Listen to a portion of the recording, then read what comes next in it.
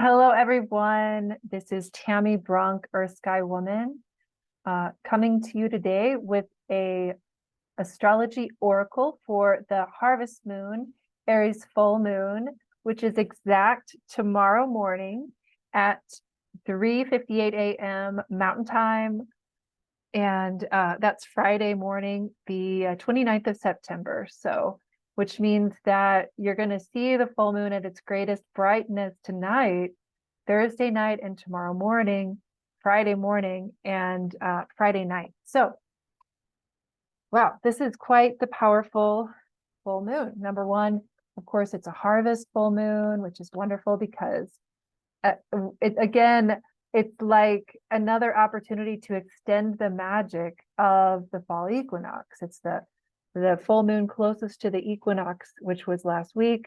So we're still in this really magical window where the veils are so thin. And it's so funny. I just was listening to someone yesterday who I heard say something that really resonated. She said, we always talk about how the veils are thin at the equinox and solstices, but let's be real. At this point, there's like no veil. There's just no veils anyway, which is kind of an extreme thing to say, but for those of us who have been kind of tracking the energies for a while, it certainly does feel that way. If you put yourself in the way of magic, if you take time out on the land and stillness and meditation, if you make offerings, if you just do the simplest things around prayer and whatever it takes to kind of align yourself with spirit, magic happens so fast these days. It's just unbelievable. So there's a lot going on with this full moon. I'm going to share my screen, and what I'm talking about the full moon, understand the time of greatest potency. Of course, it's again going to be tonight and tomorrow morning, Friday morning. Friday night is still going to be very bright and beautiful in the sky. And so the bigger energies that are inflating the fiery quality of this moon, first of all, understand that a full moon is always when the moon is opposite the sun. So the moon will be rising in the east tonight, Thursday night, right around the same time that the sun is setting in the west. So they're opposite one another. And then in the morning, what's so cool is that when the sun's rising, the moon is setting. That's always how it works around a full moon. So there's this energy of what in shamanic astrology, we always talk about not as polarity or opposites, but as polar resonance. So one of the really beautiful things to know is that there is a beautiful dynamic relationship between the signs that are opposite one another.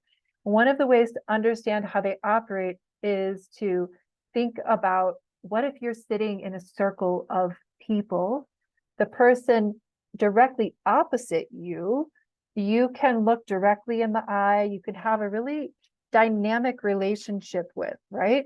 And so, there's a lot of negative attention sometimes given to opposites, but this is a very complementary energy, we could say. So every year we have 12 full moons, and each of these full moons play out 6 different polar resonant dynamics. So Aries Libra is the polarity, we could say polarity between the Aries moon and the Libra sun. And the energy between these two has everything to do with right relationship. The emphasis is on the moon, the full moon that we can see. And so it's on Aries. So the Aries full moon is kind of expanding, bringing alive, illuminating the mysteries of Aries, but it's balanced by Libra.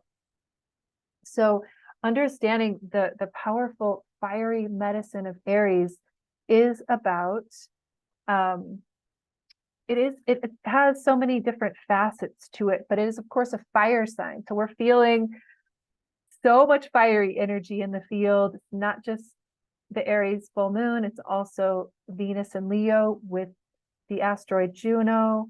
It is also the fact that Venus is morning star, close to her brightest and highest in the sky. And so there is, and then we have Uranus squaring Venus, which isn't fire per se, but it adds very dynamic, kind of a shaking energy at the root of everything else. So this is a very activating full moon. And so Aries is all about new beginnings. It's about taking action. Aries is that has at its core essence, it has an innocent heart. It's someone who just wants to make things happen, a go-getter, pure original impulse to create, to initiate, to catalyze. So with this Aries full moon and then the Venus square Uranus aspect, and I will bring into that, excuse me, as well, the Sabian symbol for the moon in Aries. And the Sabian symbol is a way of looking at the exact degrees of a planet or a sign. And this moon is at 6 degrees Aries with the Sabian symbol. We always round up. So it's 7 Aries. And it's fascinating. This is kind of like a Tao Te Ching of astrology, where there's an image that you work with, that you play with. So the Sabian symbol for 7 Aries is, I want to read this out loud because it's so interesting. It is a man successfully expressing himself in 2 realms at once. That is the Sabian symbol. So add to that the strong Uranus energy in the field, and Aries is a very young energy. We get this experience that's very multidimensional. So the way I've been feeling this is that this is a moment at the full moon and around the time of the full moon, tomorrow too, the next few days, because we still have this Venus square Uranus effect that's happening for the next few days, that there's a lot of timeline shifting that we can feel happening, where we can, and I've been even saying this to some of my clients, I've been saying, okay, there's 2 of you right now. There's the you that's standing, who's in your skin, in this physical location, in this moment of time now. That, of course, is always the first priority to honor. This is you in the now moment. And then there's a second you. And the time that I've been working with people on is when Venus is at the crown chakra gate, February 1st, 2025. That's a culmination point for this Venus cycle. I say there's 2 yous. There's the you right now. There's the you right there. And you can work very powerfully with that you, February 2025, to dream into and receive insight and wisdom around your ideal future reality in that moment, not just for you personally, but for the collective. But we begin with ourselves, right? So this is a practice we can be tuned into, being excited about the future. This is a radical idea these days, isn't it? Being excited about the future, feeling exhilaration, delight, positivity, possibility. What's possible? I don't know. But lots of light is inflowing, a lot of energy to activate. So, and it might be, what I would say to people is, be awake and aware that you might have surprising, miraculous opportunities come to you out of the blue that just, you want to assess and see, is this a good idea or not? But in many cases, yes, take the opportunity. It might take you in a totally fresh new direction, but that might be exactly what you need. So, so I had one of those events. I'll just share briefly. People who know me well know that I have 2 selves, 2 dimensions. More than that, of course. I'm a Gemini. I was born in the Gemini cycle, Gemini moon, right? I'm very multidimensional. But I have 2 layers of who I am that are, sometimes I've felt like I've had to choose one over the other. The first is really my background as a wildlife biologist, as an environmental writer, as someone who has helped to found a community organization in the West Bank and Palestine, a permaculture program there, and also helped co-found a little urban eco-village incubator program here in Albuquerque years ago. And so the part of me that likes to organize, who likes to create, and especially in the realm of earth care, right? And innovative ways to find ways to bring people together to solve our problems. But I have been very focused in the realm of astrology now since fully as an astrologer for the last 13 years. It's been my almost complete focus. And so the other side of me sometimes feels a little starved. So I was so delighted and so surprised in this very Venus Square Uranus moment where I got an email 2 days ago from a dear friend and mentor, Leora Adler. Leora, you might be listening. She and her husband, Andrew, founded Gaia University a number of years back. And Leora and I met 20 years ago, very difficult to believe. 2003, when she was one of the key organizers for a bioregional ecological vision council gathering in the foothills of Machu Picchu. And I got to go there. I got to support as a volunteer. I've stayed in touch with Leora over the years, interviewed her for Restoring Sacred Culture Across the Americas program that I will link to here. And in any case, she invited me to play a role in facilitating with her and a group of others at this really incredible event that's going to be taking place in Baja, where they're bringing together mostly Mexican and some Southwest US based individuals, organizations who are doing foundational drylands ecological restoration work. So really considering, how do we grow food? How do we restore ecosystems? How do we capture water and preserve water sources in the growing drylands regions across the globe? Because food and water are number one. It's what we need to focus on. So she invited me to come and facilitate. And, I missed facilitating. I missed this work, and it's super exciting. I was a little nervous for a minute, but then it's like, now I gotta jump right in and let this part of me be fed. So maybe you have something like that happening in your life, something exciting that's just kind of popping up and you're not sure. You're like, should I do it? Should I not do it? Is this taking me in the direction I think I want to go? It may not be linear, but if your heart says yes, my sense is go for it. Go for it. Go for it. Okay. So surprises, miracles, unexpected events that are designed to help you shift, change. Uranus is always about change. Aries is about taking action. And I want to focus a little too on Venus and Juno, because Venus and Juno are at 22 degrees Leo. They're conjunct. Juno is an asteroid, one of the big four. And like her namesake, Juno has a lot of energy around partnership. Juno was the goddess of partnership, love. And so she has to do with partnership, relationship, especially really strong bonds like marriage or strong friendships, these kinds of things.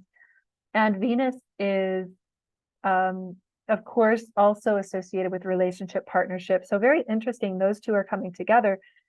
Juno also has a very strong relationship with money and the sacred feminine origins of resource and money. So the reason for that is that in ancient Rome, the first money minting temples were dedicated to Juno Moneta, the goddess. So remember that there's something that's being shaken up. There's something that's being really undergoing really radical change at the root around our love relationships, around our closer partnerships, around our relationship with resources and money. And it's all about the feminine. Even Taurus is in the sign of, Uranus is in the sign of Taurus, which is ruled by Venus. So the feminine is very much the dominant energy right now, and the opportunity is for us to change, to take action, to move forward in ways that are honoring of and sourced in feminine wisdom, feminine desire to connect, to restore bonds, to bring us into greater harmony and alignment. And so I say that, and there's also another piece of this, which is that Venus and Juno are aligned with the star Ras Elacid. And I always say this, it's always a little tricky to say the name, but it is a star in the mouth of the lion, Ras Elacid Australis. And so, yeah, the star in the mouth of the lion constellation as Venus approaches Regulus, the star heart of the lion. And so the star in the mouth of the lion does have to do with finding our words, finding our voice, and specifically the voice of the goddess, the voice, she who is most concerned with right relationship. This is what is being activated for us. So it's for us to find our voice, to creatively self-express and to speak up for what we care about in the realm of values, resources, relationships, love. And my sense is that many of us are moving into a space where, as important as the personal primary relationships are, we're finding that our focus and our attention is really needing to move beyond personal dramas and more into the well-being of Mother Earth and the evolution of our species, because there's just so much at stake with that right now. So we really are in this moment where we can ask ourselves, what is the universe asking of me that really aligns with my deeper values and helps me to be an agent of change? Those are some big energies that we're in the field of.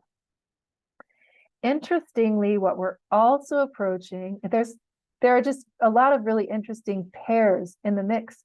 So if you see with this chart, we have a lot of, so we have Eris is on the north node in Aries. That's, Eris is a disruptor. And so north node is kind of true north, or what helps us realign with the soul's original intent. So if you speaking your truth, the mouth of the lion is disruptive, that might be what's needed.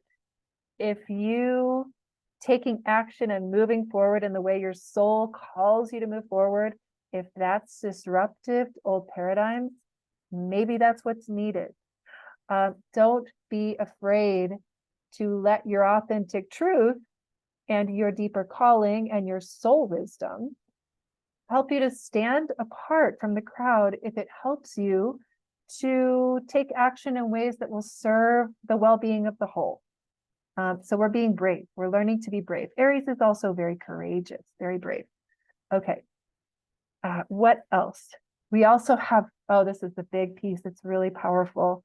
We have Mars approaching the brightest star in the Virgin Constellation, Spica. And Mars has been moving through the Virgin Constellation, the goddess in the sky, the goddess Astrea, who is this really powerful feminine deity. We have Mars very close to the brightest star in her body.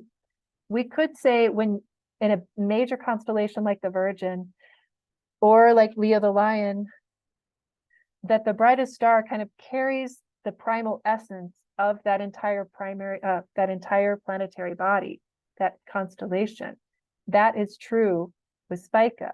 So the sacred masculine Mars is approaching Spica, and the south node in Libra is also approaching that point.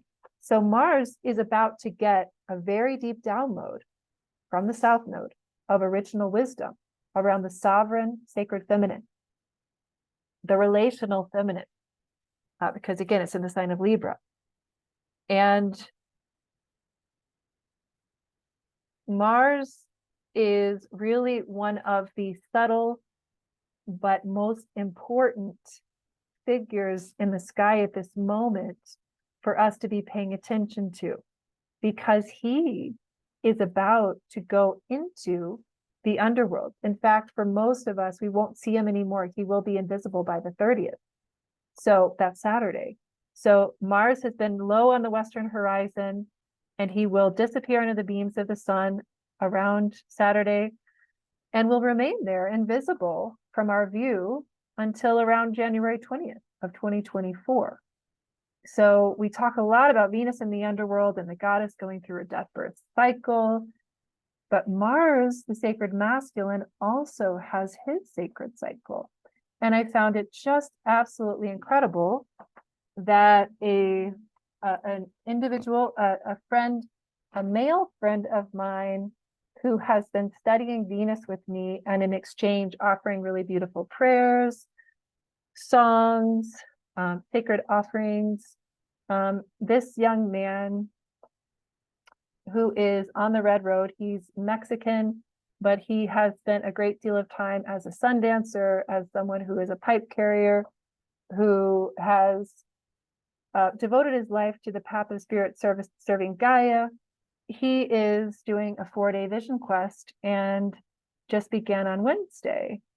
And I was sharing with him in kind of abbreviated form before he was going to be facing west for 4 days, no food, no water. So I was describing for him what was happening in the sky that he might want to tune into. And it was so striking to me that he's facing the west the whole time. And he began just as Mars was disappearing from the sky. And so he's, in a sense, the way I felt it, honoring the sacred masculine as he begins his own deeper inner work, his initiation, his death birth process, his own sun dance or vision quest. And it was just beautiful to see that. So Mars is not only disappearing into the beams of the sun, but also is approaching, a square to Pluto very soon as well, is going to be moving into Scorpio. So by all accounts, the sacred masculine principle is going into very mysterious sacred territory, into the depths, into the darkness, into the deeper time of retreat, into the feminine mysteries. So the sacred masculine is being initiated, and I think it's gorgeous that he's with Spica and the South Node in the sign of Libra at the same time. So here's the feminine on all counts. Venus Square Uranus, very activating, very catalyzing, very alive. And it's, up high, bright in the sky, in the sign of Leo, morning star, very young, outward, powerful feminine energy, speaking her truth. And you have to understand, we speak our truth. It's not just our words, it's the actions we take. It's what we do in the world.